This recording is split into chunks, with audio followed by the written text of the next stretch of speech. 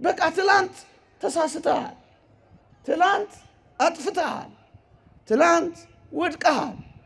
ለምን ዛሬና ነገ ትወድቃለህ? ትላንትህን መነሻ አድርገው ወደ ኋላ ማፈግፈግህን ወደፊት ለመንደርደር አድርገው ቀይረው። የወደቁ አይነሱምን?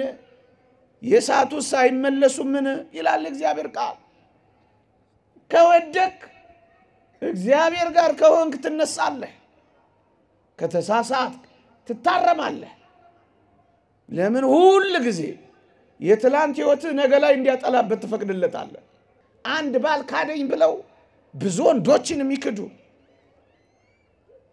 አንድ ሴት አጠቃችኝ ብለው ያዩአትን ሁሉ የሚያጠቁ ጠቃሚ ሳይሆኑ ይቀራሉ፣ ባክነው ይቀራሉ።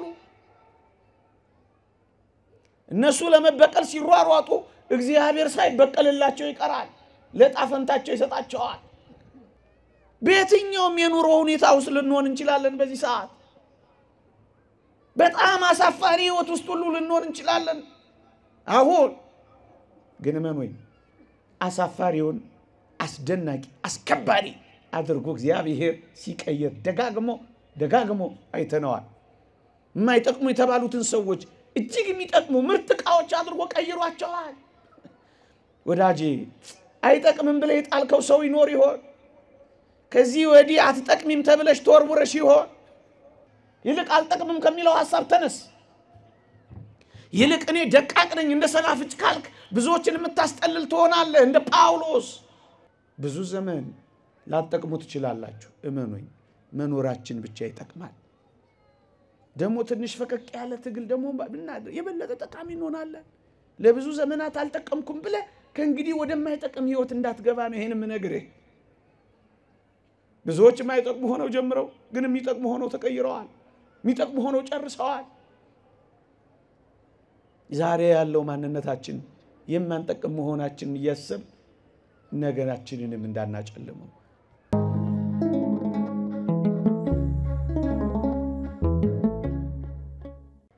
ርዕሴ ትጠቅማለህ የሚል ይሆናል። በዚህች ርዕስ ጥቂት ደቂቃ ቆያችኋለሁ። ከእግዚአብሔር ጋር ሆኖ የማይጠቅም ምንም ነገር የለም። ሰው ጠቃሚ መሆን ከፈለገ እግዚአብሔር ጋር ቢደርስ መልካም ነው። እግዚአብሔር እጁ የነካው፣ እግዚአብሔር የተናገረው፣ እግዚአብሔር የጎበኘው ሳይጠቅም ቀርቶ አያውቅም ወገኖቼ። ለዚህ ነው ማንም እንሁን ማን፣ ምንም እንሁን ምን፣ ብቻ ወደ እግዚአብሔር ከተጠጋን እግዚአብሔር የምንጠቅም ያደርገናል። የተወደዳችሁ ክርስቲያኖች፣ አንዳንዴ በምንኖራቸው ኑሮዎች፣ በሆናቸው ሁኔታዎች፣ በደረሰብን ነገሮች አብዛኞቻችን የማንጠቅም እንደሆነ እየተሰማን ተስፋ እየቆረጥ ራሳችንን እየጣል ብዙ ጉዳት እናደርሳለን። ግን እውነተኛ የተስፋ አምላክ ጋር ከቀረብን ወደዚህ ወደ አስደናቂ አምላክ የሚቀርብ ሰው ሳይጠቅም ቀርቶ አያውቅም። ለዚህ ነው እኔም ይህንን ርዕስ ለዚህች ምሽት ብንመካከርበት ብዬ የመረጥኩት። የተወደዳችሁ ክርስቲያኖች፣ እስኪ ከመጀመሪያው አፈር እንጀምር። ታስታውሳላችሁ እነዚያ በእግዚአብሔር እጅ ላይ ያረፉ የአፈር ድቃቂቶች እስኪ ተመልከቷቸው። አፈር ምን ይጠቅማል ብላችሁ አስባችሁ ታውቃላችሁ? አፈር እግዚአብሔር በእጆቹ ሲነካው እንዲህ አይነት አስደናቂ ሰው ይሆናል ብላችሁ አስባችሁ ታውቃላችሁ? የተወደዳችሁ ክርስቲያኖች እንደ አፈር ተራ ነገር የለም። እንደ አፈር ለስድብ ችላ ለመባል ለመረገጥ የቀረበ ነገር የለም። እዩት ወገኖቼ፣ አንዳንዴ የኔና የናንተ አጓጉል ስድብ እንኳን አፈር የሚል እንደሆነ እንሰማለን። እጅግ ደካማ የሆነ እጅግ የማያምር እዚህ ግባ የማይባል ይሄ አፈር እግዚአብሔር እጆች ውስጥ ሲገባ ምን ያህል ውብ እንደነበር አያችሁ? ለዚህ ነው ምንም ያክል ተራ እንሆን፣ ምንም ያክል የተናቅን እንሆን፣ ምንም ያክል ቁም ነገር የሌለን እንሆን እንዴ ከአፈር እግዚአብሔር እንዲህ ያለ ውብ ነገር ከሰራ ወገኖቼ ዛሬ እኮ እኔና እናንተ ከአፈር የምንበልጥ እኮ ነን።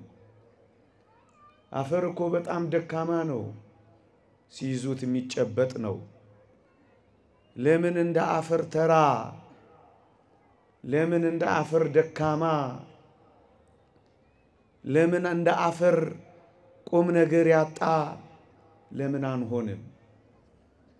ብቻ ራሳችንን በልዑል እግዚአብሔር እጆች ውስጥ ከከተትን እመኑኝ አፈር ከጠቀመው በላይ አፈርን ጠቃሚ ካደረገው በላይ እኔና እናንተ በእግዚአብሔር እጆች ውስጥ ጠቃሚዎች ሆነን እንቀራለን። ምናልባት ዛሬ በጣም ደካማ ሆነን ይሆናል። ምናልባት ዛሬ በጣም ልፍስፍሶች ሆነን ይሆናል። ምናልባት ዛሬ ምንም ነገር የማይዋጣልን አጓጉል ሆነን ይሆናል። ግን እመኑኝ በእኔና በእናንተ ሰውነት ውስጥ ያለው ጠንካራው አጥንት የቆመው ከአፈር ነው።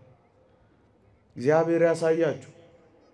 ይሄ አፈር እንዲህ ያለ ብርቱ ጠንካራ አጥንት ያስገኛል ብላችሁ ታስባላችሁ?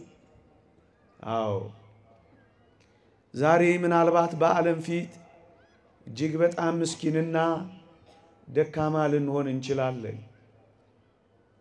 በእግዚአብሔር እጆች ውስጥ የገባች አፈር ብርቱ አጥንት እንደሆነች እመኑኝ እግዚአብሔር እጆች ላይ ያረፈችም ነፍስ እንደዚህ አይነት ጠንካራ ትሆናለች።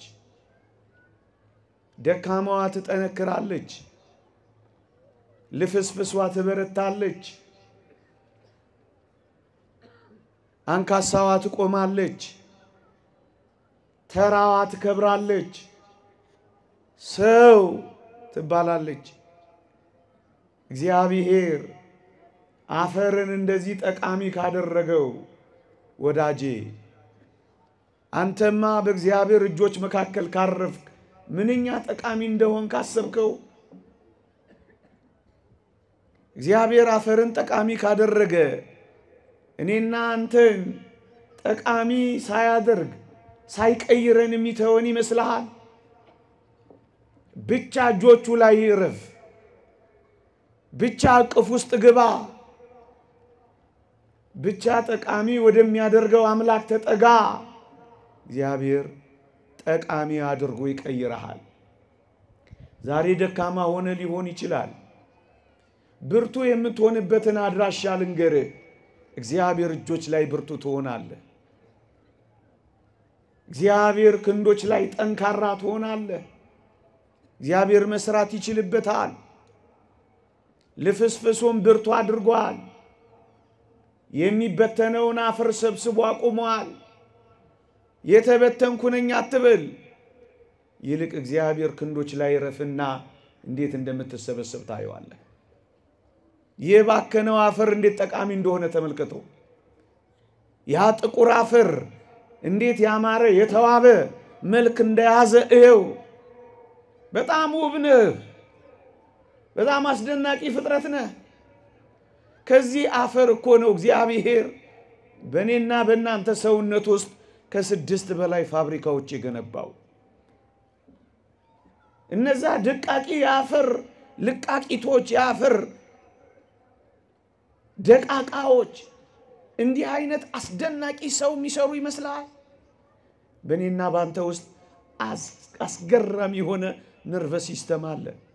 አስገራሚ የሆነ የኤሌክትሪክ ሰርኪዩት አለ። ምን ልንገርህ? የሌለ ፋብሪካ የለም በእኔና በእናንተ ሰውነት ውስጥ። ይሄ እኮ የተሰራው በእግዚአብሔር እጆች ውስጥ ነው። ያንተ መሰሪያ፣ ያንተ መጠንከሪያ፣ ያንተ መበርቻ እመነኝ የእግዚአብሔር እጆች ናቸው። የእግዚአብሔር እጆች ሲያበጃጁት ትዋባለህ። የእግዚአብሔር እጆች ሲሰሩህ ትጠነክራለህ። በጣም ጠቃሚ ትሆናለህ። አፈርን ማን ጠቃሚ አድርጎ አስቦት ያውቃል? እግዚአብሔር እጆች ውስጥ ግን ጠቃሚ የማይሆን የማይቀየር የለም ወዳጄ። ነገሩን ትንሽ ከፍ ላድርገው። የተወደዳችሁ ክርስቲያኖች ታስታውሳላችሁ፣ ከበደል በኋላ በእኔና በእናንተ ላይ እግዚአብሔር ሞትን ትሞታላችሁ ብሎ ሞትን አውጆብን ነበረ። ግን እግዚአብሔር ይሄንን ሞት ያመጣው የማይጠቅም አድርጋችሁ ታስቡታላችሁ? ሞትን እንኳን የሰጠን ወገኖቼ ይሄ ከሞት በላይ አስቀያሚ አለ? ከሞት በላይ አስፈሪ ነገር ነበር? ከሞት በላይ በእውነት የሚያስጨንቅ ነገር ነበር? ሞትን እንኳን ሳይቀር ጠቃሚ እንደዳረገው ታውቃለህ? ልንገርሃ፣ ለምን እግዚአብሔር እንድንሞት የፈቀደ ይመስላል? ጨካኝ ሆኖ አይደለም። ሞትህን እንኳን ሞት የሚባለውን እሱን እንኳን ሳይቀር ለኔና ለናንተ ጠቃሚ አድርጎ እግዚአብሔር ይቀይረው ነበር። እንዴት ካላችሁ ወይ የተወደዳችሁ ክርስቲያኖች፣ እግዚአብሔር በመፍረሳችን ውስጥ፣ እግዚአብሔር በመበስበሳችን ውስጥ፣ እግዚአብሔር ከአፈር ጋር በመቀላቀላችን ውስጥ እግዚአብሔር እንደገና ይሰራል ነበር።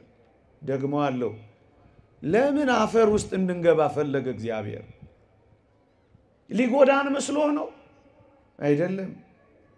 በመፍረስ ውስጥ በመበስበስ ውስጥ ወዳጄ እንደገና መሰራት ስላለ ነው። አንዲት ሸክላ ሰሪ ሸክላዋ ቢሸረፍባት ወይም ሸክላዋ ቢሰነጠቅባት ስትለስነው አትኖርም። ታፈርሰውና ታቦካውና ታላቁጠውና ከዛስ የተሻለ ምርጥ ዕቃ አድርጋ ትሰራዋለች። ወዳጄ እግዚአብሔርም ያደረገው እንደዚህ ነው።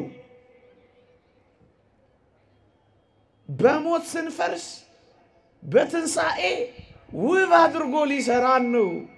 አዎ ነገሩ እንደሱ ነው።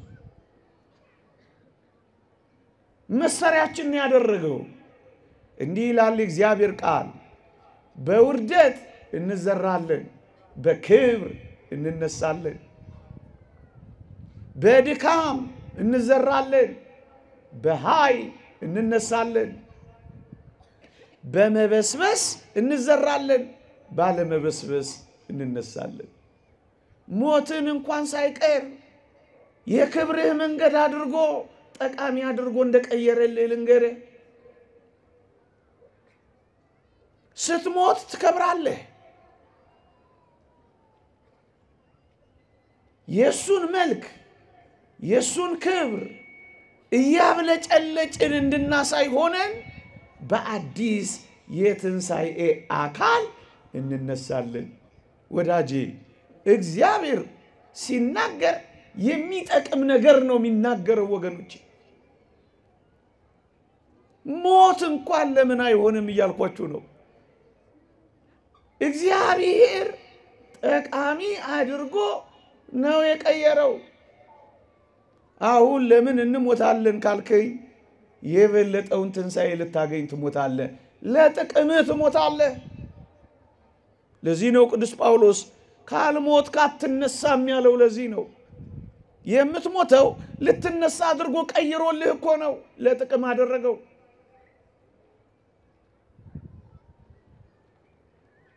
ሞት ያለህን ሕይወት ለመስጫ አደረገው እያልኩ ነው። ሞት እንኳን ሳይቀር እንዲህ ጠቃሚ አድርጎ ከቀየረው እግዚአብሔር እኔና እናንተ እኮ የሞት ያክል እኮ አስፈሪዎች አይደለንም። የሞት ያክል እኮ አስደንጋጮች አይደለንም። ሞትን እንኳን ለጥቅም ካደረገው እኔን፣ አንተን፣ አንቺን፣ እኛን ሁላችንን ለጥቅም አድርጎ መቀየር የሚያቅተው ይመስልሃል? መራራ የሚባለው ሞት እንኳን ያ አጋግ እንደተናገረው ሞት እንዴት መሪር ናት እንዳለው መራራ የምትባል ሞት እንኳን ጣፋጭ ሆና ከተቀየረች ከመራራ ሕይወት ውስጥ ጣፋጭ እግዚአብሔር ሊሰራ እንደሚችል አታምንም? ከመራራ ውስጥ ጥፍጥ የሚያወጣ እግዚአብሔር መሆኑን አልተረዳህም? አሁን ምሬት ውስጥ ልትሆን ትችላል። ዝም ብሎ ይቻላል እያልኩ አይደለም። ይሄው እየነገርኩ ነው። ሞትን ጣፋጭ ለሆነው ትንሣኤ የቀየረው እግዚአብሔር ከሆነ የኔና የናንተን መራራ ጣፋጭ አድርጎ መቀየር እንዲጠቅም አድርጎ መለወጥ እግዚአብሔር ይችላል። ይሄ ነው ተስፋችን። ባክህ መራራዬን አጣፍጠው። እሱ ነው ከኛ የሚጠበቀው። እግዚአብሔር እጆች ላይ የማይቀየር ምን አለ? ይሄው ሁለት ጽንፎቹን ነገርኳችሁ። ሞት እንኳን ቢሆን አፈር እንኳን ቢሆን እነዚህን ለጥቅም አድርጎ ከቀየረ እግዚአብሔር ለጥቅም የማያደርገው ነገር የለም ማለት ነው። እኔም አንተም የምንጠቅምበት ሕይወት አለ እግዚአብሔር ዘንድ። ወገኖቼ ለዚህ ነው ሞትን እንኳን ሳይቀር ጠቃሚ። ለዚህ ነው ቅዱስ ጳውሎስ ለኔ ሕይወት ክርስቶስ ሞትም ጥቅም ነውና ያለው እኮ። ለዚህ ነው ወገኖቼ እግዚአብሔር እያንዳንዱ ነገር ለጥቅማችን አድርጎ ይቀይረዋል። ወገኖቼ ጠቃሚ አንድ መምህር የተናገረውን አስታውሳለሁ። በጣም የሚደንቅ ሐሳብ አንስቶ ነበር አስታውሳለሁ። ልጅ እያለ ሲያስተምረን እንኳን አዳም በደለ እንኳን አዳም ተሳሳተ ይል ነበር ይሄ አባት። ለምን የሚለውን ሲመልስ ምን እንደሚል ታውቃላችሁ? አዳም ባይበድል ኖሮ የእግዚአብሔርን የፍቅሩን ጥልቀት እንዴት አውቀው ነበረ? ከዙፋኑ ወርዶ መስቀል ላይ እንደሚቆምልኝ በምን አውቅ ነበር? እግዚአብሔርን በኃያልነቱ ፈራው ነበር እንጂ በፍቅሩ አልወደውም ነበር። እግዚአብሔር እስኪቸነከርልኝ ድረስ እንደሚያፈቅረኝ ያወቅኩት አዳም ስለበደለ ነው። እሰይ እንኳን አዳም በደለ የእግዚአብሔርን ፍቅር አወቅኩበት እያለ ያለቅስ ነበር አስታውሳለሁ። ምን አይነት እይታ ነው! አሁን ሳስበው ያንን የአዳም በደል እንኳን ሳይቀር እንዴት ለፍቅር እንደቀየረው አያችሁ። ፍቅሩን አወቅንበት። እስከ ሞት ድረስ እንደሚወደን እንደወጡ ይቅሩ፣ እንደተቅበዘበዙ ይመለሱ፣ እንደ ጠፉ ይዳክሩ እንዳላለን ፍቅሩን አየንበት። እጅግ ጥልቅ የሆነውን መውደዱን ተማርንበት። ይሄንን ፍቅሩን ሳላውቀው ቀር ነበር እንኳን አዳም በደለ ይል ነበር። ወገኖቼ የተወደዳችሁ ክርስቲያኖች አሁን እኔና እናንተ ቀድሞ ከነበረን ከጥንት ፍጥረት የሚበልጥ ክብር ውስጥ የከተተን አዳም በመበደሉ ነበርና ይህ አባቴ ያነሳና እንኳን በደለ ይሄ ስጋዬ በዘባነ ኪሩብ ተቀምጦ አምላክ አይሆንም ነበረ ከፍ ወዳለው ክብር አስገባ። የኛን ስጋ ተዋሃደ። አሁን ትላንት ያልነበረ አሁን የማናውቀው ወደፊት የምንደርስበት ወደ አስደናቂ ክብር አበቃን። እንኳን አዳም በደለ አይልላችሁ። ይሄንን እንኳን ለጥቅም እንዳደረገው አስተማረን። ምን አይነት እግዚአብሔር ነው! ምናልባት ድካማችንን እንኳን ሳይቀር መማሪያ የሚያደርገው ጉድለታችንን እንኳን ሳይቀር መሙያ የሚያደርገው የቅዱሳን ሐዋርያት የደዌ ብዛት ጉድለታቸውን መሙያቸው እኮ ነበረ። ጳውሎስ ራሱን ያመዋል። ቅዱስ ጴጥሮስ በወባ ይሰቃያል። ቅዱስ ያዕቆብ ዝሆን የሚባል የእግር ማበጥ በሽታ ነበረበት። እነዚህን ደዌያቸውን እንኳን ሳይቀር እግዚአብሔር ጉድለታቸውን ለመሙላት ለጥቅም አድርጎ እንደቀየረው ስናስብ እንዴት ላለ ክብር እግዚአብሔር ጥቂት ጉድለቶች ሊሰጠን እንደሚችል አስቡት።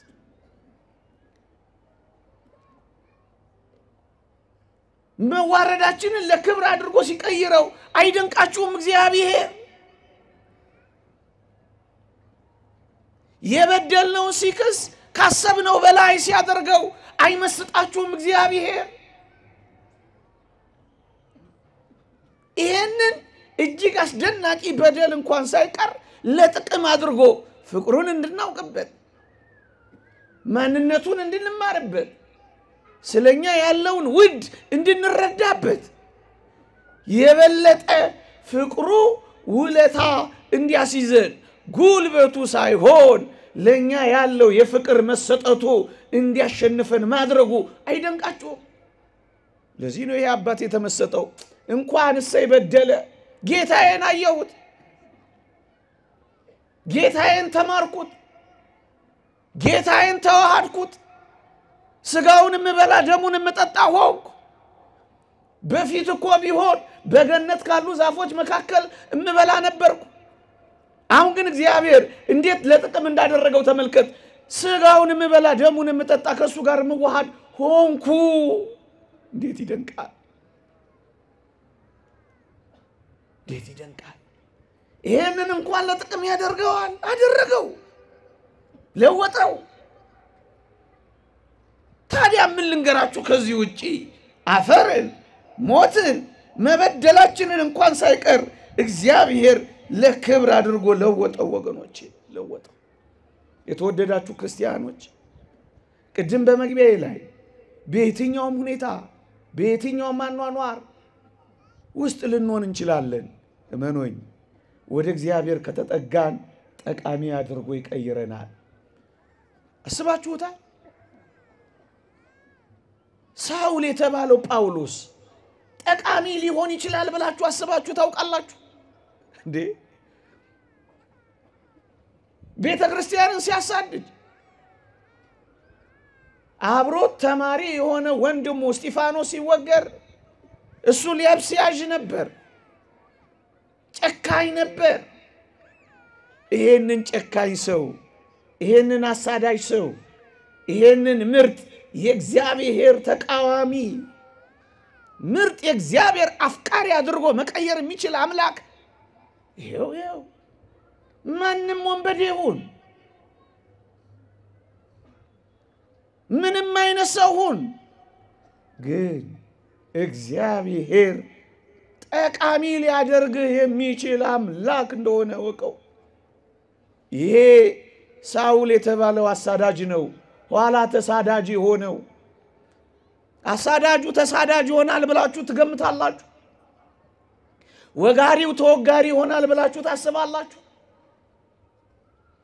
አሳሪው ታሳሪ ይሆናል ብላችሁ ታስባላችሁ? ተቃዋሚው አፍቃሪ ይሆናል ብላችሁ ታስባላችሁ? ወገኖቼ ማን በምን ሁኔታ መቼ ጠቃሚ እንደሚሆን እኛ አናውቅም። እግዚአብሔር ያውቃል። አንዳንድ ምርጥ ወንበዴዎችን አሸብራቂ ጻድቃን አድርጓቸው ጨርሷል። ይሄው እንደ ጳውሎስ ይሁት እንዴ እቺ መሬት አትንካኝ የሚል የነበረው ጳውሎስ እንደ ጉድፍ እንደ ዓለም ጥራጊ የሚጠረግ ሰው ሆነለት። አንተ ማን ነህ እያለ የሚታገለው ክርስቶስን እኔ ለአንተ ልሙትልህ ብሎ ሞተለት። ይሄ ተስፋ የለም።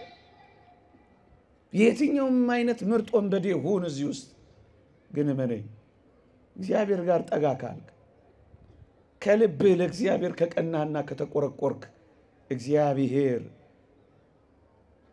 እንደ ጳውሎስ ምርጥ አሳዳጅ ብትሆን እንኳን ምርጥ ተቃዋሚ ብትሆን እንኳን ጠቃሚ አድርጎ ይቀይራል።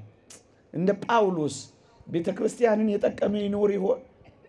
ከልዋሪቆን እስከ ደማስቆ የእግሩ ሸሆና እስኪነቀል ድረስ የተንከራተተ ጳውሎስ፣ እንቅልፍ ያጣ ጳውሎስ፣ በበትር የተደበደበ ጳውሎስ፣ በሰይፍ የተቀላ ጳውሎስ እንደዚህ ይደመድማል ብለህ ታስባለህ? ወዳጆቼ ማንንም አይጠቅምም ብለን የምናስብበት እንዳልሆነ አያስረዳም። ታሪክ ለተስፋ አይቀመጥም። ታሪክ በየትኛውም የኑሮ ሁኔታ ውስጥ ልንሆን እንችላለን። በዚህ ሰዓት በጣም አሳፋሪ ህይወት ውስጥ ሁሉ ልንሆን እንችላለን። አሁን ግን እመኑኝ አሳፋሪውን አስደናቂ አስከባሪ አድርጎ እግዚአብሔር ሲቀየር ደጋግሞ አይተነዋል።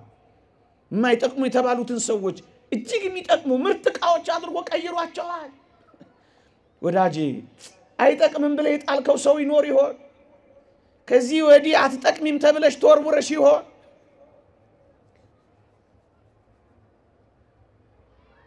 ምእመናን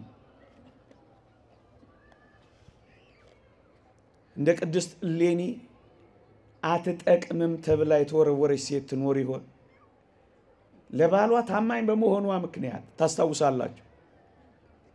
እሷ በታማኝነት ጸንታ፣ ግን አንድ ሰው በተሳሳተ መረጃና በማታለል ባሏን ከኔ ጋር እኮ ተኝታለች አለው። እሷ ግን ታምናን የኖረችው ቅድስት እሌኒ ታስታውሳላችሁ። ባሏ መጣና ስራሽ ያውጣሽ ብሎ ወረወራት፣ ባህር ላይ ጣላት። የተወደዳችሁ ክርስቲያኖች ይህቺ ለትዳሯ የታመነች በንጽህና የኖረች አስደናቂ ሴት እንደማትረባ ተወረወረች፣ እንደማትጠቅም ተጣለች። ወዳጆቼ ምናልባት እንደ ቅድስት እሌኒ በዚህ ዘመን ንጽህናችሁን እናንተ ብቻ እያወቃችሁ ግን የተወረወራችሁ ትኖራላችሁ፣ የተጣላችሁ ትኖራላችሁ። ስራሽ ያውጣሽ ተብለሽ የተገፈተርሽ ትኖሪያለሽ፣ አባከና የሌለሽ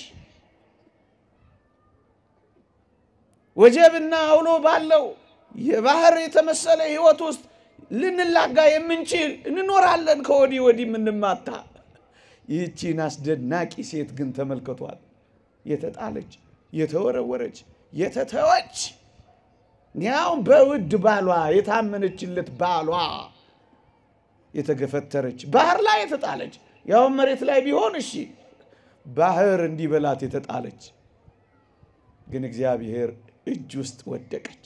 ወዳጆቼ እግዚአብሔር እጆች ላይ መዋል፣ እግዚአብሔር እጆች ላይ ማደር፣ በእግዚአብሔር እጆች ላይ መራመድ እንዴት ይደንቃል!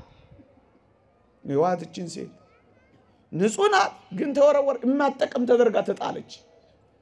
እውነት አይመስልም? እቺ ሴት አሁን ለሰሚ ግራ አይሆንም፣ ይበላት አያስብልም፣ አያስፈርድባትም። ባሏ እንዲህ መከራ የበላ እየሰራ እሷ ቤቷ ተቀምጣ ምን ታርግ? ተመቻታ፣ ደላታ፣ ተቀማጠለቻ። እንዲህና እንዲያ ልናወራባት እንችል ይሆናል እቺን ሴት። የተወደዳችሁ ክርስቲያኖች እቺን አስደናቂ ሴት ተመልከቷት። በጣም የምትደንቅ ሴት፣ የመገፋት ህይወቷን ግን አላበላሸባትም። ጸናች፣ ተገፍታለች፣ ግን መገፋቷ ህይወቷን አላበላሸባትም። እኔ ለእግዚአብሔር ስታመን ምን ነው እግዚአብሔር ለኔ ሳይታመን ቀረ ብላ እግዚአብሔር ጋር ስትታገል አልተገኘችም። ወገኖቼ አንድ ቀን ተገፍተን ለዘላለም እንደተገፋ ስንኖር አናሳዝንም? ሰው አንድ ቀን ጥሎን እኛ ግን ከዛ በኋላ ተስፋ ቆርጠን ለዘላለም ራሳችንን ሱስ ውስጥ ጣልን የለንም? አንድ ቀን በዝሙት ተሰናክለን እንደጀመረ ይጨርሰን ብለን ይሄን ህይወት ተለማምደን እዛው ምንዳክር የለንም? ይህቺን አስደናቂ ሴት ተመልከቷት። ባሏን ቢተዋት እግዚአብሔር እንደተዋት አላሳበበችም። ወገኖቼ እግዚአብሔሩም ጨከነብኝ ባዮች ስንት እንሆን ይሆን?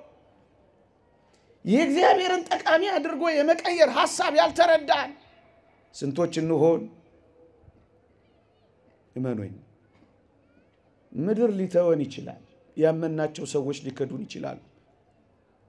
የምንጠቅማቸው ሰዎች እንዳንጠቅም አድርገው ሊጥሉን ይችላሉ። ግን እመኑኝ እግዚአብሔር እጅ ላይ ይሄ የለም። እግዚአብሔር እጅ ላይ ያረፈ እግዚአብሔርን እያሰበ የሚኖር ሰው እንደጣለው እግዚአብሔር እንደማይጥለው ያውቃል። እግዚአብሔርን በደንብ ያውቀዋል። እቺ ሴት እንደዛ ነው የሆነችው ወገኖቼ። በጣም ይደንቃችኋል። የመጣል ትላንቷን እያሰበች ዛሬዋንና ነገዋን ያላበላሸች ምን አይነት አስደናቂ ሴት ናት! ትላንት ተበላሽቷል፣ አበቃ። ትላንት ተበላሸ ማለት ግን ዛሬም ነገም ይበላሽብሃል ማለት አይደለም ወዳጄ። እዩዋት፣ በቃ ትላንት ተሳስተሃል፣ ትላንት አጥፍተሃል፣ ትላንት ወድቀሃል። ለምን ዛሬና ነገ ትወድቃለህ? ትላንትህን መነሻ አድርገው ወደ ኋላ ማፈግፈግህን ወደፊት ለመንደርደር አድርገው ቀይረው። የወደቁ አይነሱምን? የሳቱስ አይመለሱምን? ይላል እግዚአብሔር ቃል። ከወደቅ እግዚአብሔር ጋር ከሆንክ ትነሳለህ፣ ከተሳሳት ትታረማለህ። ለምን ሁሉ ጊዜ የትላንት ህይወት ነገ ላይ እንዲያጠላበት ተፈቅድለታለህ? ትላንት በባህር መጣሏን እያሰበች ደግሞም እየተቆጨች ባጣችው ነገር እየተነጫነጨች ህልሟን አላበላሸችም፣ ራእይዋንም አላጨለመችም። እቺ አስደናቂ ሴት አትገርምም? ከዚህ የበለጠ ግፍ የተሰራበት አለ? ባል ሲክዳት ራሷን አልካደችም። ብዙዎች እንደዚህ ናቸው የሆኑ። አንድ ባል ካደኝ ብለው ብዙ ወንዶችን የሚክዱ፣ አንድ ሴት አጠቃችኝ ብለው ያዩዋትን ሁሉ የሚያጠቁ፣ ጠቃሚ ሳይሆኑ ይቀራሉ፣ ባክነው ይቀራሉ። እነሱ ለመበቀል ሲሯሯጡ እግዚአብሔር ሳይበቀልላቸው ይቀራል። ለጣፈንታቸው ይሰጣቸዋል፣ ለመረጡት ህይወት ይመርጥላቸዋል። እዩዋት እቺን ሴት ህልሟንም ራእይዋንም ጉዞዋንም አላበላሸችም። ትላንት ባጣችው ነገር እየተቆጨች ጠቃሚ ለመሆን የምታደርገውን ጉዞ አላሰናከለችም። በቃ አልፏል። እሱ እንደ ከሳት ጥላ አልፏል። አሻራውን እንደማይተው በመርከብ ሲሄድ አሻራውን እንደማይተው ውሃ አልፏል። ትላንትሽ አልፏል፣ መጣልህ አልፏል። ዛሬ ግን የብርታት ቀን፣ ዛሬ ግን የተስፋ ቀን እግዚአብሔር አዲስ ቀን አዲስ ማለዳ የሚሰጠው አዲስ ሕይወት እንድንኖርበት መሽቶ የሚነጋው ለዛ ነው። ተኝተን የምንነሳው ተስፋ ነው። ይሄ ጨለማ ሲነጋ ብርሃን ሲሆን ተስፋ ነው። ታዲያ ምንድን ነው የሚታይ? ዝም ብሎ ጨልሞ መንጋት አይደለም። መጀመሪያ ጨለማ ከዛ ብርሃን መምጣቱ አይቀርም። ምናልባት በሌሊቱ ባትጠቀም በቀኑ ትጠቀም እንደሆነ ብሎ ነው የሚሰጠው። እግዚአብሔር ለጥቅም ነው የሚያደርገው። ይዋትችን ሴት ስትከዳና ስትጣል ወደ በቀል አልሄደችም። አዲስ ጸባይ አላመጣችም። ወንድን ሁሉ አልጠላችም። ዓለም አልተደበላለቀባትም። ተረጋጋች። ክርስቲያን እንደዚህ ነው የሚሆነው። ይረጋጋል፣ አይደበላለቅበትም። ለምን የተጣላ አይሆንም? ለምን እንደማይጠቅም አይወረወርም? ተወርወራችሁ ይሆናል፣ አይደበላለቅባችሁ። ተጥላችሁ ይሆናል፣ ራሳችሁን ግን አትጣሉ። ብዙ ነገር የተዘጋባችሁ ሊመስላችሁ ይችላል። እግዚአብሔር እጆች ውስጥ እንኳን የተዘጋባችሁን የሲኦል መክፈቻ ቁልፎች እንዳሉት አታውቁ። በሱ ፊት ምን የተዘጋለ? የተከፈተ የማይዘጋ ሕይወት የሚሰጥ አምላክ አለ። ይሄ ተስፋችን ነው። እያንዳንዱን ለጥቅም የሚያደርግ አምላክ አለ። እቺን ሴት ይዋት ግፍትር ስትደረግ ስትወረወር የት ላይ እንዳረፈች ታውቃላችሁ? መስቀሉ ላይ ተመረኮዘች። መስቀሉ ላይ አረፈች። መስቀሉን አሰሰች። መስቀሉን አገኘች። መስቀሉን ሕይወት አደረገች። በቃ አልተደበላለቀባትም ያልኳችሁ ለዚህ ነው። እግዚአብሔር ሌላ መንገድ፣ እግዚአብሔር ሌላ ሕይወት፣ እግዚአብሔር ሌላ ጎዳና ያለው ራሷን ስትጎዳ አልተገኘችም። ወዳጆቼ እንዴት ጠቃሚ የሆነች እንደመጣች ደግሞ ተመልከቱ።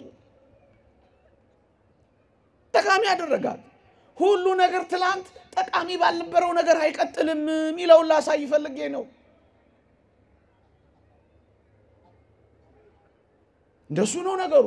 እግዚአብሔር ጠቃሚ አድርጎ ይህችን ሴት አሁን ትጠቅማለች ብሎ ማን ሊያስብ ይችላል? ወገኖቼ የተጣለች የተወረወረች አጠገቧ ባለው በባሏ እዚህ ግቢ ምትባይ አይደለሽም ታማኝ አይደለሽም ብላ የተገፈተረች እቺ አሁን በእግዚአብሔር በመታመኗ እግዚአብሔር ለታመነ ሥራ እንዴት እንደመረጣት አያችሁ ወገኖቼ። ጥቂት እንታመን እንጂ እግዚአብሔር በብዙ መታመን ላይ ሊያሰማራን ይችላል። እግዚአብሔር እንደሱ ነው። እማጠቅም የተባለችው ሴት የተወደዳችሁ ክርስቲያኖች ይሄው ዛሬ ለኔና ለናንተ የሚጠቅመው መስቀል አወጣች ወገኖቼ። እቺ ሴት በ80 ዓመቷ ልታርፍ በ79 ዓመቷ ቅድስት እሌኒ በባከነ ሰዓት የሚጠቅም ሥራ ሰራች። አርጅቻለሁ፣ አፍጅቻለሁ፣ አልቆልኛል፣ ደክሜያለሁ፣ እኔ አሁን ለእግዚአብሔር ሥራ እሰራለሁ፣ እኔ ማን ነኝ ተጥያለሁ የሚል ሁሉ እግዚአብሔር በባከነና ባለቀ ሰዓት ሥራ እንደሚያሰራ ታያላችሁ ምእመናን። ለምንድነው እንዳበቃ? ለምንድነው እንዳረጀን? ለምንድነው የእግዚአብሔር መሆን እንዳቃተን የሚሰማችሁ? እግዚአብሔር ጋር ሆኖ እንኳን የሚባክን ቀን የሚባክን ሰከንድ የለም ወገኖቼ። 80 ዓመትም 99 ዓመትም 300 ዓመትም አንድ ቀንም አንዲት ሰከንድም እግዚአብሔር ይንካት እንጂ ከእግዚአብሔር ጋር እንሆን እንጂ እሱ ለጠቀም ያደርጋታል። በ79 ዓመቷ ነው ልትሞት 1 ዓመት ሲቀራት ነው ቅድስት እሌኒ መስቀሉን ያወጣችው። ወዳጆቼ በእርግጠኝነት እነዚህ ቃላት የሚያሳዩት ምን እንደሆነ ታውቃላችሁ? አንዲት ቀን ጠቃሚ ምን ሆነበት ቀን ይመጣል። መቼ አናውቅም። ለዚህ ነው ሁሉ ጊዜ በእግዚአብሔር ፊት መመላለስ ያለብን። ለዚህ ነው ሁሉ ጊዜ በእግዚአብሔር ተስፋ መቁረጥ የሌለብን። እንዴ ወገኖቼ እንደ ዮሴፍ ልትረሳ ትችላለህ። እንደ መስቀሉም ልትጣል ትችላለህ። እንደ ጳውሎስም ልትጠረጠር ትችላለህ። እንደ እሌኒም ልትወረወር ትችላለህ። እንደ ዳዊትም ልትሳደር ትችላለህ። የጠቀስኳቸው ሁሉ ግን ጠቃሚ ሆነው አብቅተዋል። ዘርዝሬም አልጨርሳቸው እግዚአብሔር ጠቃሚ አድርጎ የጨረሳቸው አሉ። አሁን ባለን ማንነት፣ አሁን ባለን ድካም፣ አሁን ባለን ምልልስ፣ አሁን ባለን ጉርለት ተስፋ ቆርጠን ወደ ባሰ ውድቀት እንዳንሄድ ትጠቅማለህ። መቼ አናውቅም፣ እንዴት አናውቅም፣ ግን ትጠቅማለህ። እግዚአብሔር ጠቃሚ የሚያደርገው ደግሞ እንደዚህ አይነቶቹን ነው ወገኖቼ። አሁን እግዚአብሔር ያሳያችሁ እነዛ አሳጥማጅ የነበሩት፣ ቀራጭ የነበሩት እነዛ ሐዋርያት፣ ሽታ ያለው ሕይወት ውስጥ ይኖሩ የነበሩ ቅዱሳን ሐዋርያት፣ ንግግር የማያውቁ እነዛ ቅዱሳን ሐዋርያት ይጠቅማሉ ብላችሁ አስባችሁ ታውቃላችሁ? ንግግር አያውቁም፣ ግን ይሄን ዓለም አሳመኑ። እግዚአብሔር በጥበበኞች ላይ ተጨምሮ ጥበብ የሰራ እንዳይመስላችሁ። እግዚአብሔር በደካሞች ላይ ነው እግዚአብሔር ጠቃሚ ነገር የሰራው። በምናምንቴዎች ላይ ነው እግዚአብሔር የከበረ ነገር የፈጠረው። ይሄው ቅድስት እሌኒን ተመልከታት። ይሄው ሐዋርያትን ያቸው፣ ይሄው ሐዋርያትን ያቸው ጠቃሚ አድርጎ ጨረሰ። እቺ ሴት አሁን ማን ጠቃ ስራሽ ያውጣሽ ብላ ተጥላለች። አበቃ፣ ፋይሉን ዘግቷል ባሏ። ታሪኳን ደምድመዋል ደንገጥሮቿ። ታሪኳ ግን አሸብራቂ ሆኖ ይሄው እኛ ስለ ባሏ አይደለም ስለ ቅድስት እሌኒ በየዓመቱ እናወራለን። ታሪኳ ቀጥሏል። እግዚአብሔር ጠቃሚ አድርጎ ቀየሯታል። የተወረወራችሁ፣ የተጣላችሁ፣ ተስፋ እንደሌላችሁ አይሰማችሁ። እግዚአብሔር በእኛም ሕይወት ውስጥ ተስፋ አለው። እንደ ተቆረጠ ነገር የቆጠራችሁ እግዚአብሔር የሚቀጥለው ሕይወት አለው። ይህ ያስደንቅም ያስደንቅም። ማንም በእግዚአብሔር ፊት እንዴት ተስፋ ይቆርጣል ታዲያ? ቢወረወር፣ ቢጣል፣ ችላ ቢባል፣ ቢከዳ፣ እሱ ታምኖ ዓለም ባይታመንለት በእግዚአብሔር ፊት ብቻ ታማኝ ከሆነ እመኑኝ ይወደቁ ይነሳሉ፣ የተሰበሩ ይጠገናሉ። ህልም ያለፈባቸው የመሰላቸው ህልማቸውን ባለቀ ሰዓት እውን ያደርጋሉ። እስከ መጨረሻው ህቅታ ሰዓት በክርስቲያኖች ዘንድ የባከነ ሰዓት የለም። በክርስቲያኖች ዘንድ እግዚአብሔር የማይሰራበት ቀን የለም። በክርስቲያኖች ሕይወት ውስጥ እግዚአብሔር ስራውን የማይገልጥበት ዘመን የለም፣ ጊዜ የለም። ይሰራል። ማንም ይሁን ማን ይሰራል እግዚአብሔር። ማንም ይሁን ማን ማንም ይሁን። የተወረወረ ብቻ አይደለም ወገኖቼ። ለምን እንደ መስቀሉ አትቀበርም? አሁን የክርስቶስ መስቀል በሞቴ ለ300 ዘመን አፈር ውስጥ ተጥሎ በአፈር ሳይበላ እንዴ እንጨት እኮ ነው ታውቃለህ። እንኳን 300 ዘመን እንኳን 300 ዘመን ጥቂት ዘመን እንኳን ይበላ የለ። ማን አስቦታል? ለ300 ዘመናት ቆሻሻ የተደፋበት፣ ለ300 ዘመናት ሆን ተብሎ ጥራጌ የተጣለበት፣ ሆን ተብሎ ጉድፍ የሚጨስበት፣ አሁን ይሄ ተራራ መስቀል ወጥቶበት ይጠቅማል ብሎ የሚያስብ ይኖር ይመስላችኋል? አዎ ኃጢአት እንደ ተራራ ሊከመር ይችላል። ዛሬ በደል ቀብሮ ይሆናል። ይሄን አንተን ልብህን ለማማለል የምናገረው እንዳይመስልህ። እግዚአብሔር እንድትወጣ የፈቀደ ቀን አንተ በጣም ጠቃሚ ትሆናለህ። በጣም ወይም በብዙ ፈተናዎች እንደ ክርስቲያን፣ ወይም በብዙ መከራዎች እንደ ሃይማኖተኛ አማኝ፣ በብዙ ወጀቦች፣ በብዙ አውሎ ንፋሶች፣ በብዙ ጥራጊዎች፣ በብዙ ጉድፎች፣ በብዙ መከራዎች እንደ ተራራ በሚገስፉ ችግሮች እንደ ተራራ ገስፎብህ አሁን ይህን ተራራ እንዴት እነደዋለሁ? አሁን ከዚህ መከራ ውስጥ እንዴት እወጣለሁ የምትል ነፍስ ትኖር ይሆናል። እመኑኝ አንድ ቀን ግን እግዚአብሔር ያወጣታል። ጠቃሚ እንድትሆን ያደርጋታል። አንጸባራቂና ሸብራቂ አድርጎ ይቀይራታል። ይህንን ያየነው ሳይፈርስ ሳይሰበር ሊሰበር ይችላል፣ ሊበላ ይችላል፣ አልተበላም። አፈር ሊሆን ይችላል፣ አልሆነም። እግዚአብሔር በእንዲህ አይነት መቃብር ውስጥ እንኳን ማቆየት ይችላል። ፍሪጆች እንኳን ሳይበላሹ እንደሚያቆዩ አታውቁም? ታዲያ እግዚአብሔር ሳንበላሽ ሊያኖረን፣ ሳንሰበር ሊያቆየን፣ ሳንጠፋ ሊጠብቀን እንዴ ከአንበሳ አፍ ውስጥ ሊያወጣን እንደሚችል አታውቁም? ከአሳ አንበሪ ሆድ ውስጥ እግዚአብሔር ማውጣት ስራው ችሎታው እንደሆነ አታውቁም? በቃ ያወጣል። መቃብር ለምን አይሆንም? የአሳ አንበሪ ሆድ ለምን አይሆንም? የአንበሳ ጥርስ ለምን አይሆንም? ያወጣል እግዚአብሔር። ይሄ ምናችን ነው? በየትኛውም ነገር ውስጥ የተቀበርን እንኳን ብንሆን እግዚአብሔር ጠቃሚ አድርጎ ሊያወጣን እንደሚችል ማሳያ እኮ ነው። እንጠቅማለን፣ የተቀበርን እንጠቅማለን።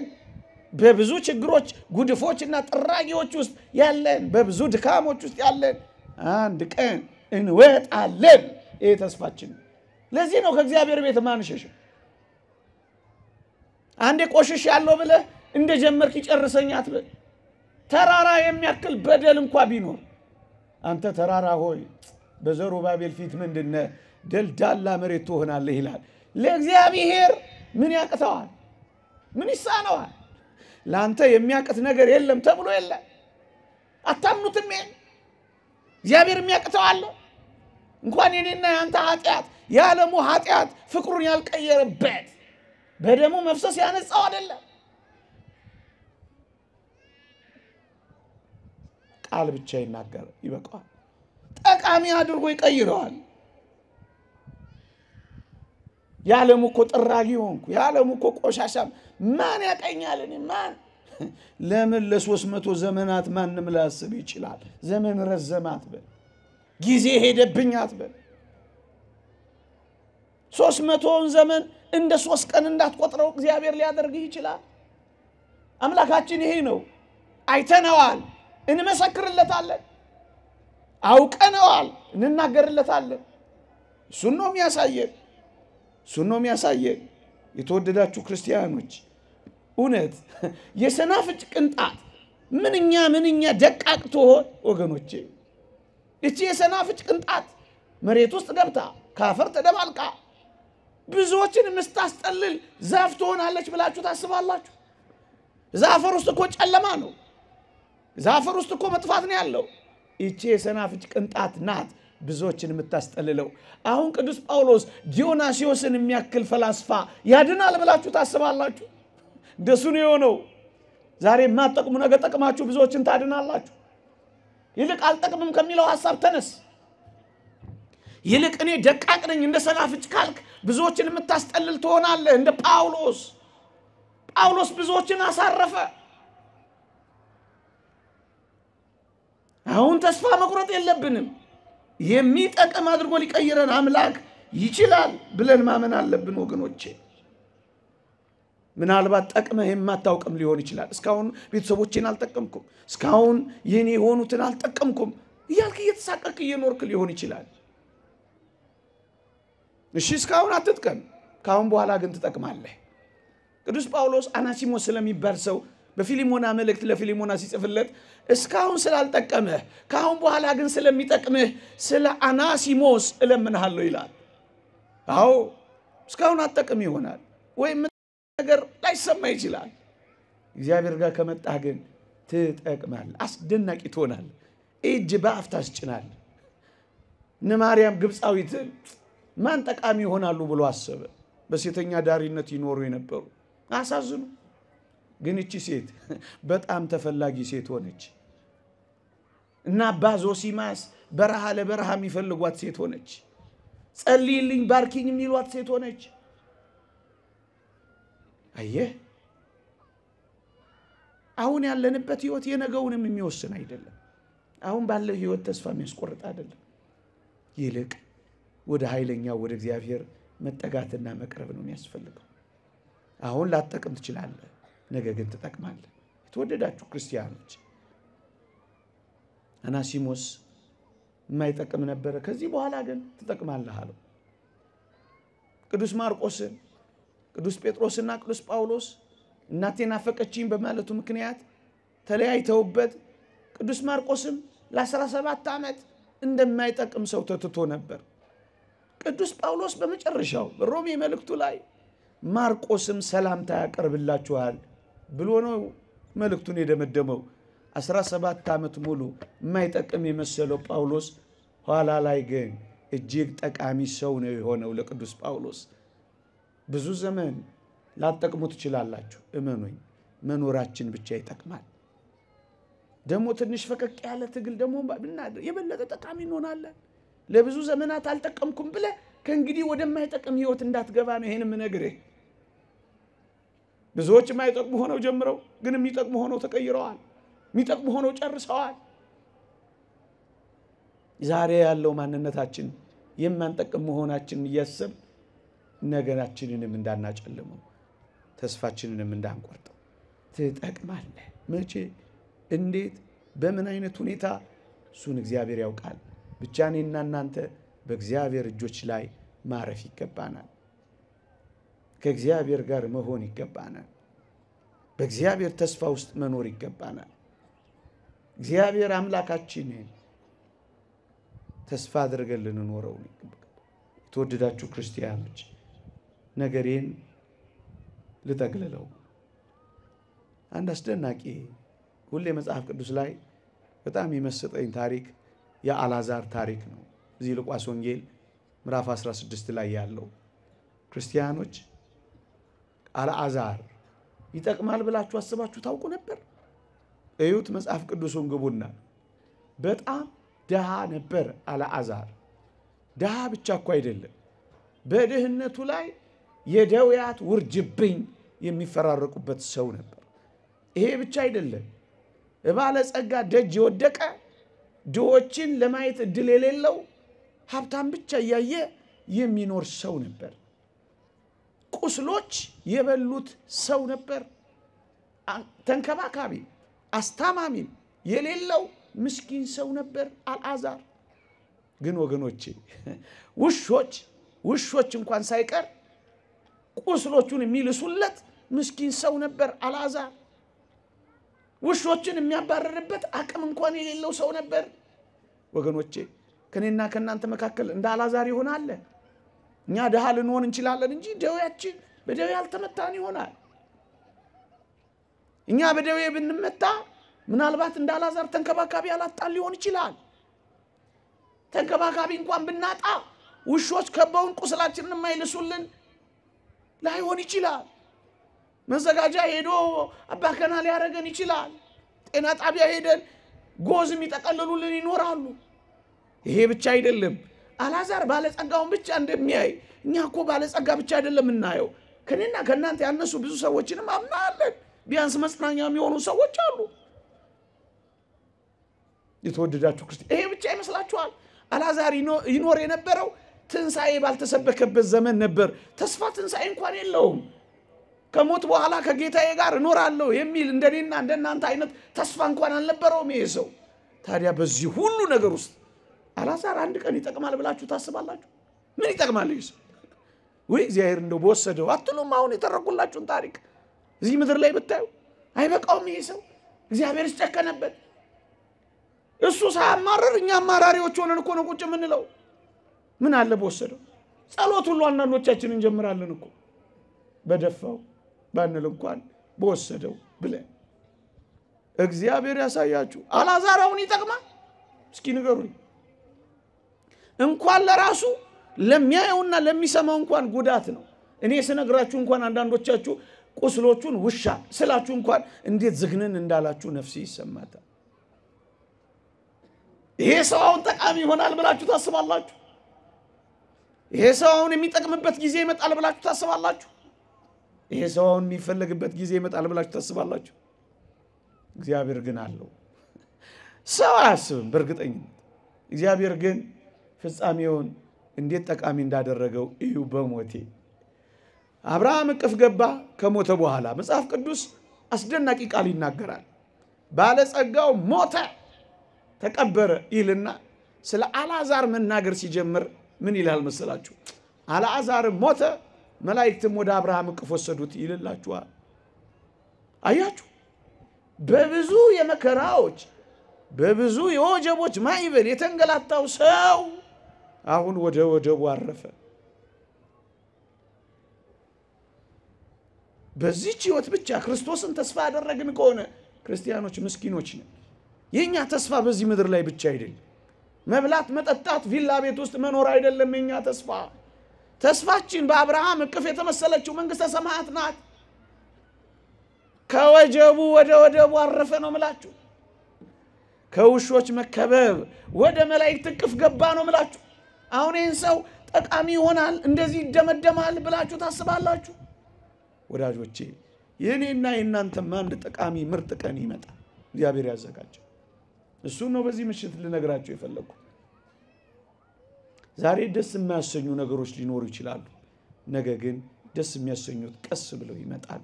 ይሄ ተስፋችን። አልዓዛር የሚጠቅም ይመስላችኋል? እንዴት ይደንቃል! እዩ፣ ባለጸጋው አልዓዛርን አንድ ቀንም እንኳን በምድር ጎብኝቶትም አይቶትም አያውቅም። አሁን ግን ሲኦል እያለ ከሩቅ አልዓዛርን ተመለከተው። ወዳጄ ሰው ሁሉ የሚያይህ አንድ ቀን እንዳለ አታስበው። አሁን ከሰው እየታረቀ በጣም ምስኪንና የተቆራመድክ ወይም ምንም ነገር የሚያይህ የሚያስተውልህ ሪኮግኒሽን እውቅና የሚሰጥሽ አተሽ ሊሆን ይችላል። ግን መኖኝ አንድ ቀን ዓለም ሁሉ ከሩቅ እንዲያይህ እግዚአብሔር ማድረግ ይችላል። አንድ ቀን ያላየ ሰው ሁሉ ጊዜ እንዲያይህ እንዲያደንቅህ እንደዚህ ሊያደርግ ይችላል እግዚአብሔር። አየው ከሩቁ። ይሄ የሚደንቃችሁ ይመስላችኋል? ቅርቡ ሆኖ ያላየውን ከሩቅ አየው። በጣም የምትፈልግ ሰው አልዓዛር ቪአይፒ እንደውም ቪአይፒ አይበቃው ቪቪአይፒ የሆነ ይመስለኛል። እኔ እንደሱ ሆነ። በጣም ተፈላጊ። እዩ በሞቴ ይሄ ባለጸጋው ሲኦል ገብቷል አላልኳችሁ? ከሩቅ አልዓዛርን እስኪ እግዚአብሔር ያሳያችሁ። እደጁ የወደቀው አልዓዛር ይቀርበዋል ለዚህ ለባለጸጋው ወይስ ጭራሽ አይቶት የማያውቅ አብርሃም? እርግጠኛ ነኝ ቅርቡ ጎረቤቱ የሆነው አልዓዛር ይቀርበው ነበር ለመጣራት። ግን ምን እንዳለ ታውቃላችሁ? አብርሃም አባቴ ሆይ ማረኝ እያለ አብርሃምን መጥራት ጀመረ። ዮሐንስ አፈወርቅ ምን ይላል? አፈረ። የአልዓዛርን ስም ለመጥራት አፈረ። ሰዎች ሁሉ የሚያፍሩ ቀን ይመጣል። በድለው አንድ ቀን የሚገቡበት የሚያጡበት ቀን ይመጣል። አፈረ። ስሙን ለመጥራት አፈረ። የምትታፈርበት ቀን ይመጣል። የምትፈራበት ቀን ይመጣል። የምትከበርበት ቀን ይመጣል። እግዚአብሔር እንደዚህ አድርጎ መጨረስ ማጠናቀቅ ይችላል። ግን ታማኝ ሁንለት እንደ አልዓዛር። በደዌው አላጉረመረመም። በረሃቡ እግዚአብሔርን አላማው። በስቃዩ እግዚአብሔር ላይ አልተሳለቀም። አላጉረመረመም። ተቀበለው። እንደሱ ነው የሆነው። ወዳጆቼ በጣም የሚደንቅ ነገር ደግሞ ልንገራችሁ። አብርሃም አባቴ ሆይ ማረኝ ብሎ ምን ቢያደርግ ጥሩ ነው? ይሄ ባለጸጋው አልዓዛርን ስደድልኝ ላክልኛል። ቪቪአይፒ ሆነ ያልኳችሁ ለዚህ ነው። በጣም ተፈላጊ ሰው ሆነ። እንደውም በጣም ይገርመው የጣቱን ጫፍ ውሃ አስነክቶ ምላቴን ያብርድልኝ ዘንድ አልዓዛርን ስደድልኝ። ያቺ ቁስሎቹን ያከከባት ያቺ ጣቷ እንኳን ሳትቀር ምርጥ ተፈላጊ ሆነች። አንድ ነገር የሚፈልግበት የሆነ ነገር እግዚአብሔር ጸጋ አለው። የሆነ ነገር አለ። አንተ ዝም ብሎ እግዚአብሔር አልሰጠህም። ዝም ብሎ አላመጣህም። ዝም ብሎ አልፈጠረህም። ዝም ብሎ አልሰራህም። ባዶና ብቸኛ እንደሆንክ አድርገህ ስደድልኛል። የተወደዳችሁ ክርስቲያኖች ይሄ ባለጸጋው አፈረው። ዝነኛ የነበረው ሰው ዝነኛ ያልነበረውን ሰው ፈለገው። አዎ የአልዓዛር የጥቅም ጊዜ አሁን ጀመረ። የአልዓዛር የመፈለግ ጊዜ አሁን ጀመረ። የአልዓዛር ቀን አሁን መጣ። የኛም ቀን ይመጣል፣ ወይ በዚህ ምድር ወይ በዛ ሰማይ። ታዲያ ለምን ተስፋ ያስቆርጠናል?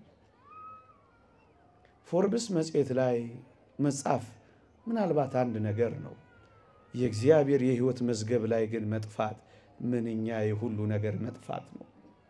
አልዓዛር በሕይወት መዝገብ ላይ አለ። ባለጸጋው ግን ባለጸጋ ብቻ ተብሎ ተጻፈ። ስሙን እግዚአብሔር አያውቀው። ስምህን እግዚአብሔር ያውቀዋል። ዓለም ላይ ያውቀው ይችላል። እግዚአብሔር በመጨረሻው ሕይወትህ ጠቃሚ አድርጎ የሚሰጥ ከሆነ ተዋታችን ዓለም መከራዋል፣ ታገሳታ የዚችን ዓለም ፈተናዋል፣ ታገሳ የዚችን ዓለም መተው፣ ታገሳ እዚህ ዓለም ላይ ባጠቅም ብዙ አትደነቅ።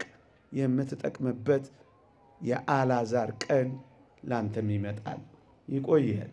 የእግዚአብሔር ቸርነት፣ የእመቤታችን አማላጅነት፣ የቅዱሳን በረከት ረድኤት አይለየን።